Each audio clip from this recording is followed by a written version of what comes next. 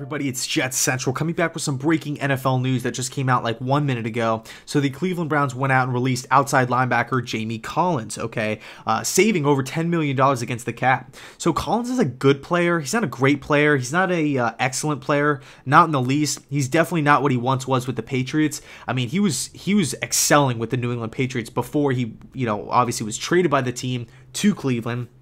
But when you take a look at Collins, really the main, 3-4 outside linebacker. He's never really been a pass rusher or like a constant pass rushing threat off the edge. And he's coming off a pretty solid season, right? Over 100 tackles. I think he only had 4 or 5 sacks, but I do know he played in every game. So whatever team signs him, you're going to be getting a veteran presence that is coming off a pretty solid year. That's had, he's played at a high level once before. So I really feel as though there's 3 teams that could be in the market for Collins. But before I get into that, I just want to bring up the Cleveland Browns, right? Their current state of affairs. If you're a Brown fan out there watching this video, I wouldn't really sweat it because at the end of the day, yes, you are losing a good player, but the $10 million, that's too valuable to pass up. You now have that extra $10 million to spread throughout, the team, right? Distribute that $10 million heading into free agency, heading into the draft. And I have a feeling John Dorsey probably has his eyes set on another outside linebacker, whether it's through the draft or free agency. So Browns fans out there, yes, you are losing a good player. You are losing that veteran guy. But at the end of the day, I wouldn't sweat it too much. And as far as Collins goes, I really feel like there's 3 teams that are suitable for him. Number one, and now that I'm thinking about it, they're all inside the AFC East. Number one, the New England Patriots, the team that he came from. I feel like this is probably the most likely, the most favorable landing destination for Collins. A reunion between both parties could help one another out. The Patriots definitely could get a little bit better on defense. Collins obviously needs a home. He's excelled inside that system on that team with that same coach, Bill Belichick.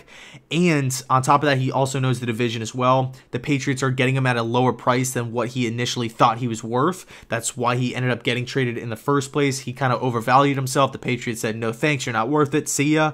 And I could see a reunion. So at the end of the day, the Patriots win the war, I guess. Collins won the battle, but the Patriots are going to win the war by getting him at the lower price. Team number 2, the New York Jets. He's coming off a pretty solid season, like I alluded to before, with the Cleveland Browns. The Browns' defensive coordinator last year was Greg Williams. So Collins will be coming over to this Jets team not only as a veteran presence, but he knows the system coming off a solid season under the same defensive coordinator. So overall, a starting caliber player, he fills a need because the Jets' outside linebacking core is not that good. We're going back to the 3-4 system, so he, more of a natural fit, and he could also help out the young guys, right? Explaining the system to the young guys, really being the director, if you will, or the manager of the defense. So that's team number 2, the New York Jets, and then team number 3, the Miami Dolphins.